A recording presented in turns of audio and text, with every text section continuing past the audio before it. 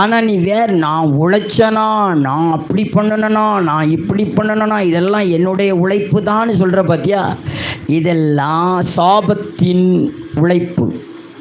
ஆனால் ஆசீர்வாதத்தின் உழைப்புனா என்னென்னா, உனக்கு வேர்வை சிந்தாமல் பரலோகக்கூடிய ஆசீர்வாதம் ஒன்று ஒவ்வொரு வெற்றியும் மேலானது. அல்லேலூயா. அப்போ மேலான ஆசீர்வாதத்தை தான் நீ விரும்பணுமே தவிர கீழான ஆசீர்வாதம் இல்லை. அல்லேலூயா. உங்கள் பிள்ளைங்களுக்கு நீங்கள் சொல்லிக் கொடுக்கணும். சோம்பேறியாக பிள்ளைங்களை வளர்க்காதீங்க. எனக்கெல்லாம் இன்றைக்கி ஜோசுவா இந்த நேரில் சங்கீதம் வாசித்தது ஐ டோன்ட் லைக் இட். சோம்பேறி யூடியூப்பில் கேட்டாலும் பரவாயில்ல, இதெல்லாம் நாளைக்கு மாறணும். உன்னை போல் எல்லாம் மாறணும். அல்லேலூயா. மாறணும். தான் என்ன பண்ணுவானா, உளமாட்டானா. சோம்பேறி என்ன பண்ணுவான், மழை பெய்யுது, காத்தடிக்கு, குளிருது அப்படின்ட்டு இன்னைக்கு செய்யாமல் நாளைக்கு அவன் வெற்றி வராது. இப்போ நம்ம ஏன் தேவ சித்தத்தில் இருக்கிறோம்னா வெற்றியை நாட வேண்டும். அவள் தேவனுடைய விருப்பமெல்லாம் வெற்றி தான். என்னன்னா செய்கிறத ஒழுங்காக செய்யணும். ஆவியானவர் தொடர்ந்து ஒவ்வொரு வாரமும் நம்மகிட்ட சொல்லிகிட்டே இருக்கார்.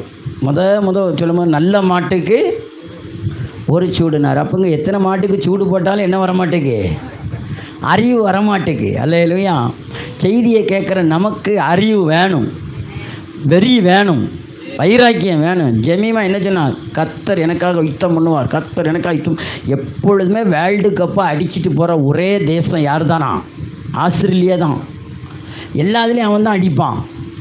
ஆனால் இப்போ கர்த்தரை தெரிந்து கொண்ட பிள்ளை இறங்கி நிற்கும் போது இந்தியாவிலே இந்திய மண்ணிலிருந்து கப்பை கொண்டு போக முடியுமாலன்னு சொல்லி அவள் போட்ட தாரக மந்திரம் ஆஸ்திரேலியாவை தலைகுனிய வைத்ததுக்கு காரணம் அந்த வெற்றியின் ரகசியம்.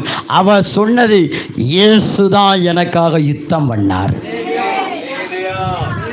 இப்போ காற்று எங்கே அடிக்கி, ஜெமீமா மூலமாக இந்தியாவுக்குள்ளே காத்தடிக்கி வேர்ல்டு கப்பு இங்கே அடிக்கி. அதனால சொன்னால் வெற்றியெல்லாம் ஜாக்கிரதையாக கையாள வேண்டும்.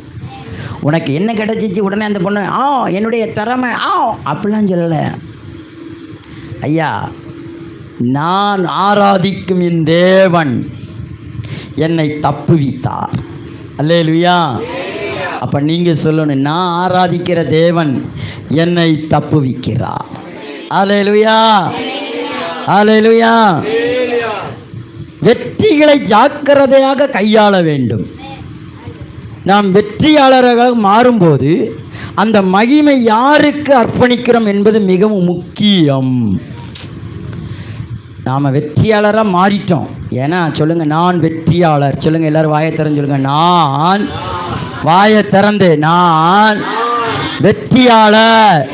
உறக்க சொல்ல, நான் வெற்றியாளராய் மாறிவிட்டேன். நான் வெற்றியாளர், தேவனுடைய சித்தத்தின்படி வெற்றியாளர். அல்லேலூயா. என் வெற்றி எல்லாம் அர்ப்பணிப்பு எல்லாம் தேவனாகிய இயேசுவுக்கு. சொல்லுங்க, என் வெற்றியின் அர்ப்பணிப்பு எல்லாம் தேவனாகிய இயேசுவுக்கு. அல்லேலூயா. அல்லேலூயா. பாருங்க, வெற்றி எல்லாம் நம்ம யாருக்கு அர்ப்பணிக்கணும், தேவனுக்கு. எனக்கு எல்லாம் ஆண்டவர் என்ன பண்ணார், வெற்றியை தந்தார். எனக்கு யார் தந்தா வெற்றி, தேவன் தந்தார். நான் அந்த மைக்கு பிடிச்சி பேசுகிறோம்னா எனக்கு யார் தந்தா, தேவன் தான் தந்தார். என்னுடைய திறமையே கிடையாது. அல்லேலூயா. என்னுடைய திறமையில் நான் எந்த ஊழியத்தையும் செய்ய மாட்டேன், எந்த வேலையும் செய்ய மாட்டேன், எந்த காரியத்தையும் செய்ய மாட்டேன். எல்லாம் வெற்றிக்கு என் தேவன் தான் ரகசியம். அல்லேலூயா. அப்போ வெற்றிகளை நீங்கள் ஜாக்கிரதையாக கையாளுவது தேவனுடைய சித்தம். அல்லேலூயா. உங்களுக்கு தேவன் வெற்றியை தந்துட்டார்னா நீங்கள் என்ன பண்ணணும், நீங்கள் என்ன பண்ணணும், யாருக்கு அந்த வெற்றியை அர்ப்பணிக்கணும்.